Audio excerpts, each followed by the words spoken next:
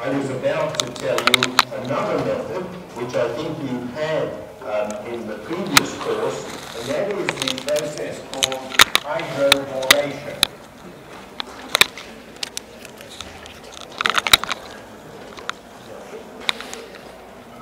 And in hydroboration, what you do is you take a double bond compound, and I will take that one. Let me take this pen. Let's get a new one. And you treat it with diborane, which we normally write like this. It's actually B2H6, but we normally write it like that. And what happens is that the hydrogen and the boron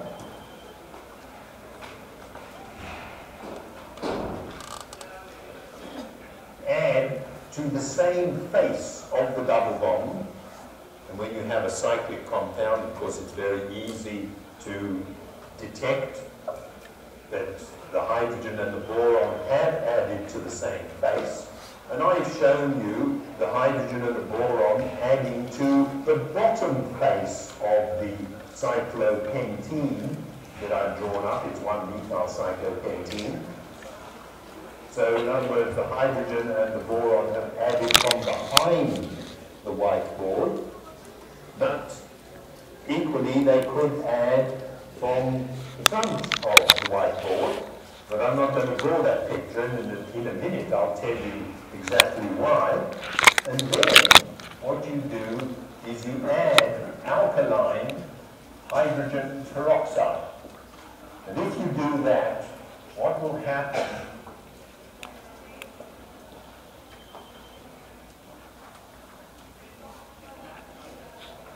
is you will get that compound, that alcohol. Now, there are two things that I need to tell you about this. And one of them, this microphone is absolutely useless. Must have been made in Timbuktu.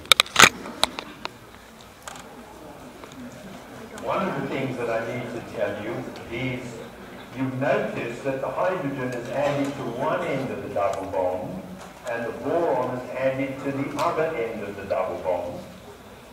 And the boron is added to the less substituted end of the double bond. And that always happens. So if you have an unsymmetrical double bond, and you add diborane to it, the boron will add to the less substituted end of the double bond. That tells you that of the two possible alcohols you're going to get, it tells you which alcohol you're going to get, because you know the hydroxyl group is going to be attached to the same end of the double bond that the boron added to, which is the less substituted end. The other thing to notice is that the stereochemistry at the carbon that carries the boron is preserved in the alcohol. You see, the bond to boron, as I've drawn it, is behind the whiteboard, and the bond from carbon to the hydroxyl group is also behind. So the stereochemistry is preserved. Now, I told you a minute ago that the boron and hydrogen, as I've drawn it, have added from behind the whiteboard. And I wasn't going to draw the other possibility in which they add from in front of the whiteboard. And I'll tell you why. This compound is not chiral. In other words, as you remember from the 261 course, that compound is superimposable upon its mirror image. Whereas the product, the alcohol, certainly is chiral. Because if you make a model of this, and you make a model of its mirror image, you can stay here till the end of time trying to superimpose those two models. You'll never be able to do it. Now, there's a fundamental law which you were told about in Chem 261, which says that if you start with non-chiral materials and you generate a chiral substance, you get what is called a racemate, which is a 50-50 mixture of the two enantiomers. And it's normal to just draw one of the enantiomers. and to assume that readers of this equation will realize that isn't chiral, that isn't chiral, this is chiral, therefore this must be a 50-50 mix of two enantiomers. The other enantiomer has the OH pointing towards you and this hydrogen pointing towards you. So we just assume all that. And the only reason why I use dotted lines, and a heavy line is that one of the things that's important about this structure is the relative stereochemistry. In other words, is the methyl group and the hydroxyl, are they on opposite sides, which in fact is the case, or are they on the same side? You need to show the relative stereochemistry. And the way you do it is to use dotted or hashed lines and heavy lines.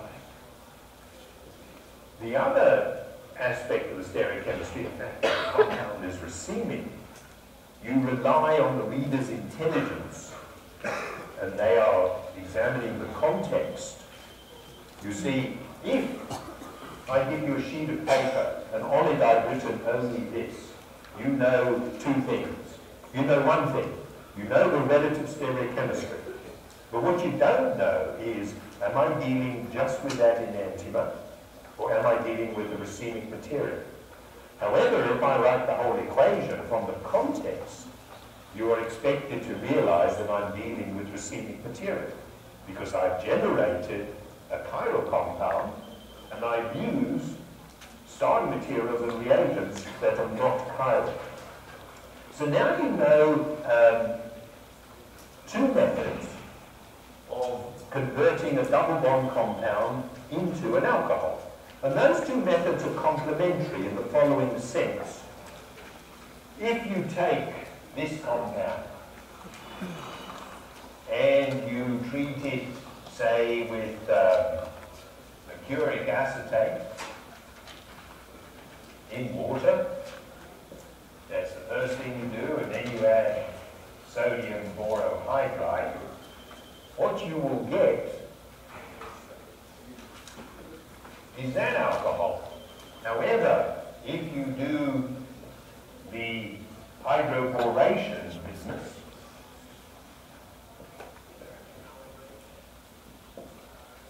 you will get a different alcohol. And the reason for that, I can explain very quickly. I shouldn't have to explain it, because you should remember from last time the stereochemical consequences of the mercuration route, and I've just explained the stereochemical consequences of the hydroboration route. But just out of the goodness of my heart, I will explain it again. Let's do the boron one first. The boron adds to the less substituted end of the double bond. Where the boron is, you get an OH, so that explains this. The other one, the mercuric one,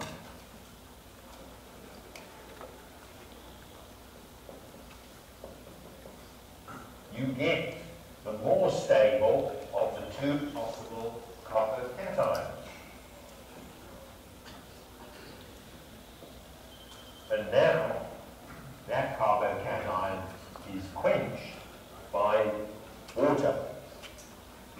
And so that's why the OH goes onto that end of the double bond. So you see, if you have a double bond compound, in general, you could put an OH group at the left-hand end of the double bond as you've drawn it, or its right-hand end, depending on which you want. And depending on which you want, you have available a couple of different methods to reach the target. Actually, in this case, if you did an acid-catalyzed hydration, you'd get the same product.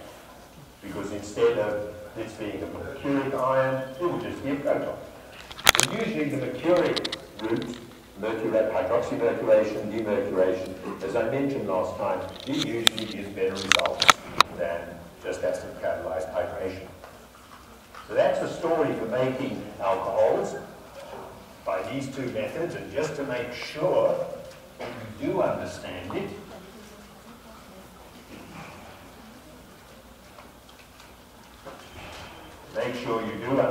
it, what you should do is to do problems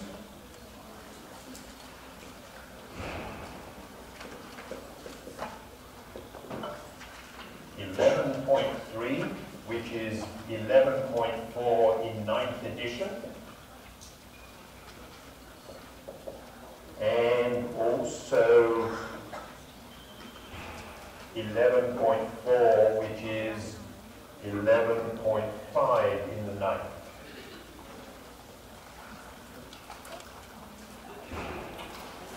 So I told you how to make alcohol. What I now have to tell you is something about the reactions of alcohols.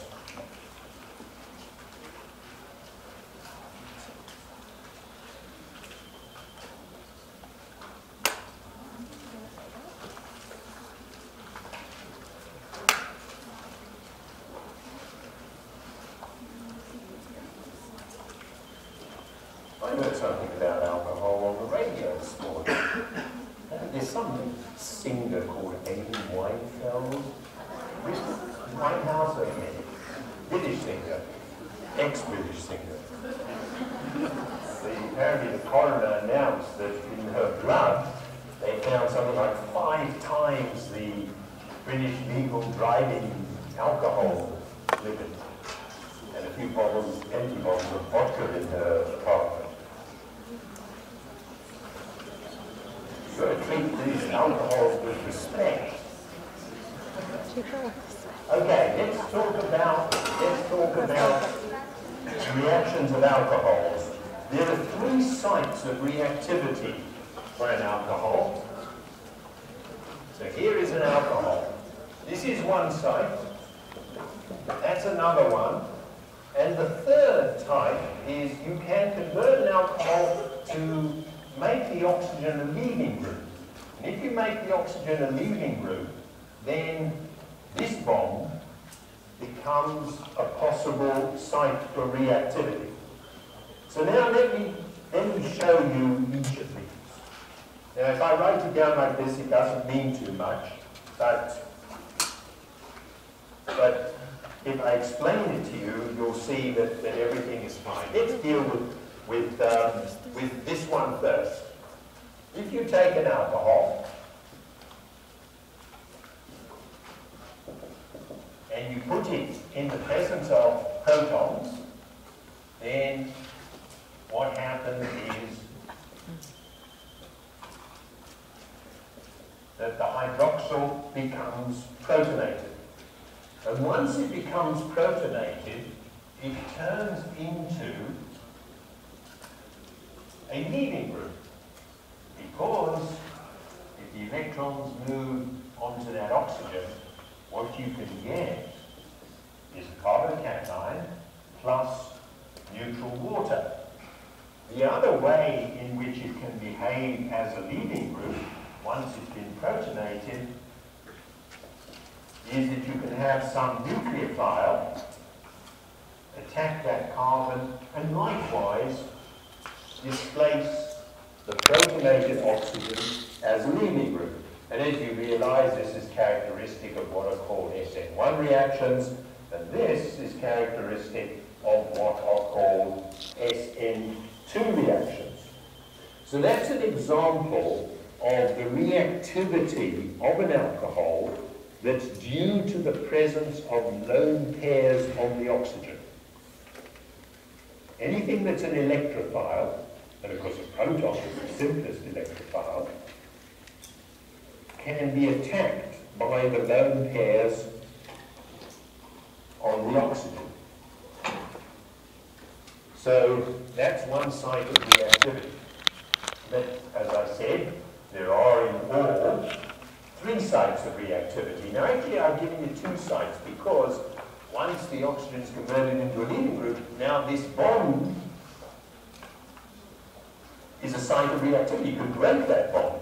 You can either break to give a carbocation if the carbocation is very stabilized, or a nucleophile can attack the carbon bearing the protonated oxygen from the backside and push it out. So in both cases, this carbon to oxygen bond is broken. So I have really mentioned 2 types of reactivity of alcohols. I now want to mention the 3rd type. In order to do that,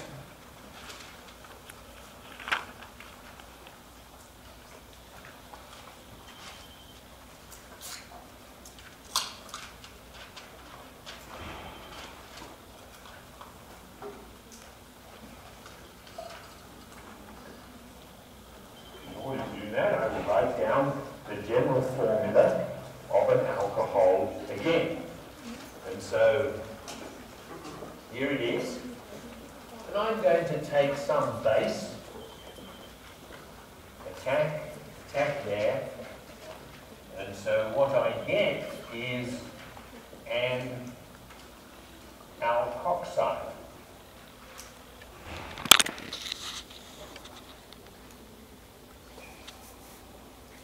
So that hydrogen on the OH is acidic, because if you treat the compound with a base, you get a salt.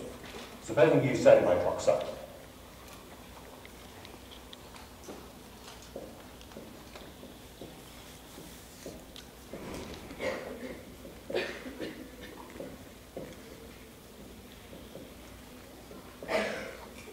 Get salt and water.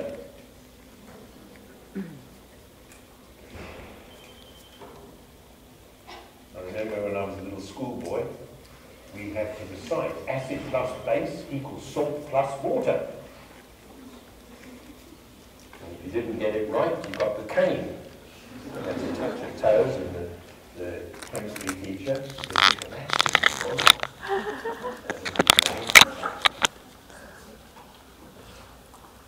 gave people whacks with the cane. Quite a hurt. At least you learn this stuff quickly. So acid plus base equals salt plus water. And this stuff is an acid, because if you treat it with a base, you get a salt and water. It's a very elementary definition of acid. They don't have such good methods of teaching school children anymore. Now, how acidic is it? Well, I mean, all of you have probably know somebody who's tasted alcohol. Probably all of you have tasted vinegar, and acetic acid is an acid in vinegar. So let me write down a few compounds to show you the relative acidity of these things.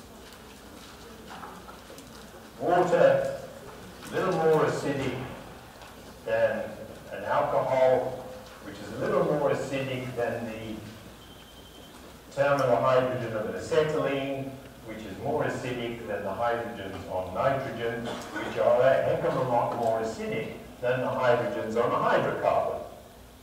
So an alcohol is nowhere near as acidic as acetic acid, say. It's nowhere near as acidic as an acetylene. So that's a sort of a very rough order taken out of the book. Now what you should do is another problem. I'm obviously giving you lots of problems, and you can take that sentence any way you wish. You want to do 11.5, which is equal to 11.6 in the 9th edition. And that will fix in your mind the relative acidity of a few different compounds. Okay, so you know something about the potential chemical properties of alcohol. You know that the hydrogen on the OH can be removed by a base. You also know that the lone pair on the oxygen can attack something else. It can attack a proton, for example. And you also know that the OH as a unit can be converted into a leaving group. And I've given you one example. If you protonate the oxygen, then that OH2 group now bears a positive charge, and the oxygen is a leaving group. And if it's a leaving group, it can undergo SN1 reactions, SN2 reactions. It can also undergo elimination reactions, either E1 or E2. So you know those sort of ideas in a general way. But now I want to show you the use of some of those ideas, at least, to make some other compounds. And the compounds we're going to make are alkyl halides. And all that an alkyl halide is a hydrocarbon piece with one of the hydrogens ripped off and replaced by chlorine, bromine, iodine, or fluorine, but we won't deal with fluorine. So let me clean the board.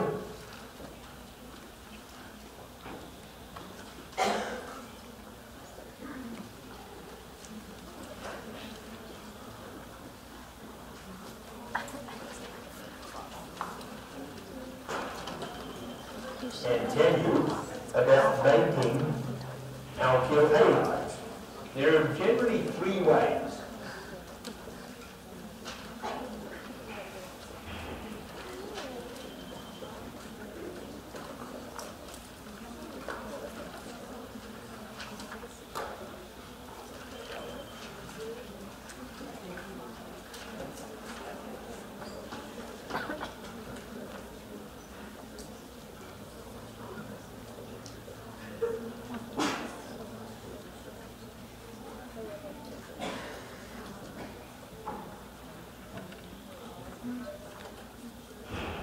You can either use hydrochloric acid, or hydrochloric acid, or hydroiodic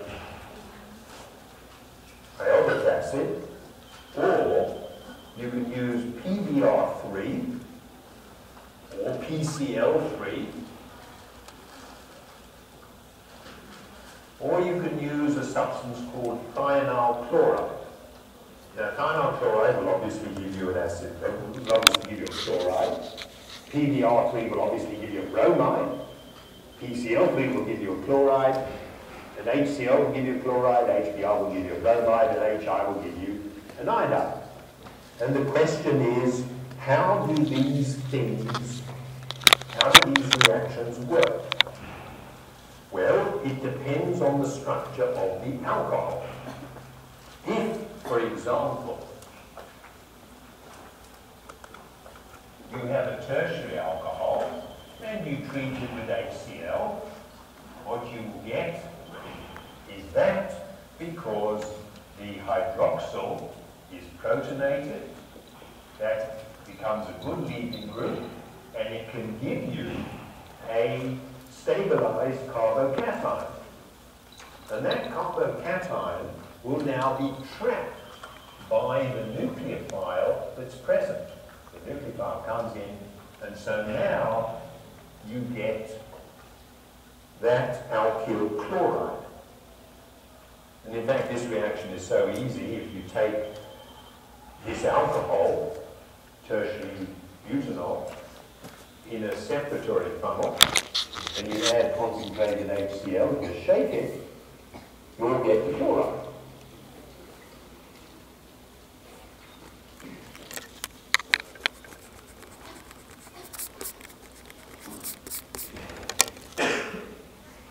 If you have a primary alcohol, this is a tertiary alcohol. If you have a primary alcohol,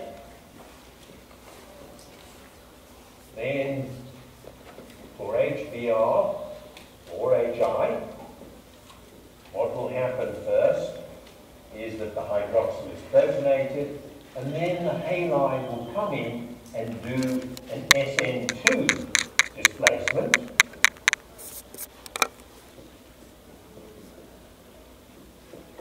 To give you the bromide or iodide. Now you notice that I didn't write chloride there. It turns out that if you try that with HCl, it doesn't work. But you can make it work if you add something else. And what you add is zinc chloride. So for a primary alcohol, what you do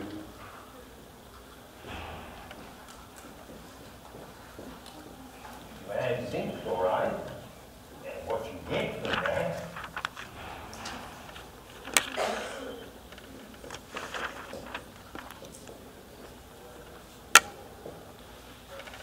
is that little beast. And now the chlorine or chloride comes in and displaces that. So for a primary alcohol, if you want to make the chloride, you add zinc chloride and conc HCl. If you want to make the bromide, you just add HBr. If you want to make the iodide, you add HI. And all of these reactions go via a mechanism which converts the hydroxyl group, the OH, into a leading group. In the case of HBr and the case of HI, the leading group is simply a protonated hydroxyl. In the case of making the chloride, the leaving group isn't a protonated hydroxyl, it's a hydroxyl that's coordinated with zinc chloride.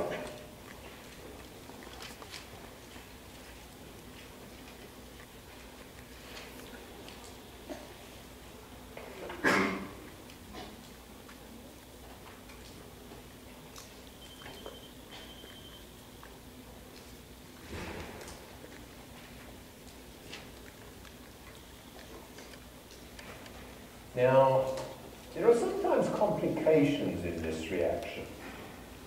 Let me show you one of the complications that the textbook deals with.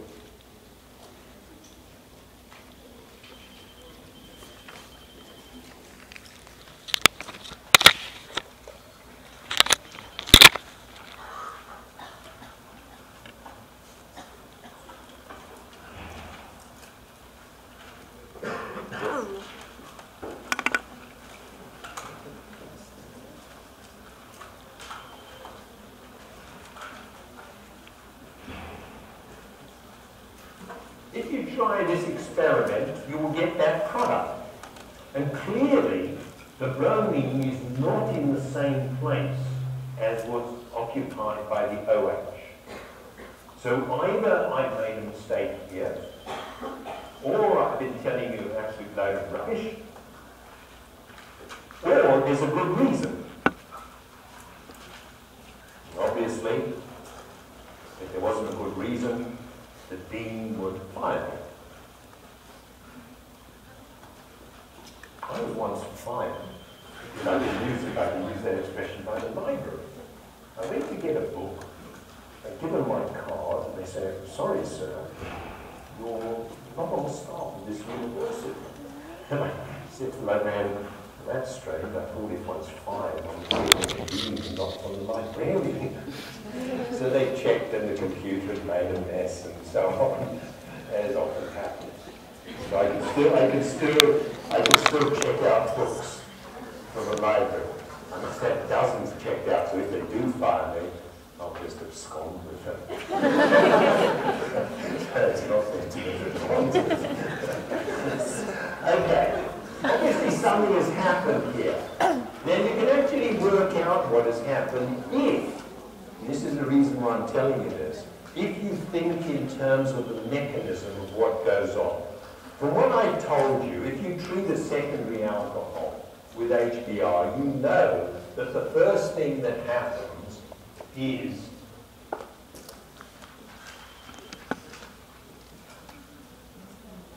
that the hydroxyl is protonated. Now, a leaving group on a secondary structure, not on a primary, but on a secondary and always on a tertiary, the leaving group can actually leave to give you a carbocation. So if this leaves, in other words, if the electrons move that way, then I get a carbocation. But if this hydrogen here with its pair of electrons moves to that position, I will generate a better carbocation. I will generate a tertiary carbocation. So when you have a carbocation, several things can happen. It can either stay like that and then be captured, or an adjacent group or atom can move to give you a better carbocation. In this case, you get a tertiary carbocation from a secondary. Or you can just lose a proton from an adjacent position and get an overview. So let me just make that clear to you so that you have in your minds the concepts that are involved here.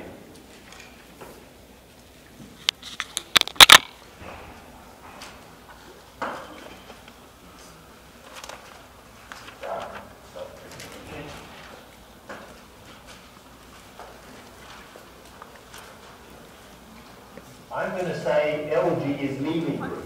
If you have a leaving group, this happens very easily for a tertiary system. If you have a secondary system, then either you get SN2 or SN1, and if it's SN1, you get a carbocation. Now in general, If it's primary, let me just make everything correct. If it's primary, it's even set 2. In general, if you have a secondary carbocation, say like this, several things can happen. You can just lose a photon, in which case you'll get the odor. Or this can just be captured, in which case you'll get the ordinary nucleophilic substitution product. Or one of the adjacent atoms or groups can move, and it does so if it is to its advantage. In other words, if starting with a secondary carbocation, you can move something to give a tertiary carbocation. And in this case,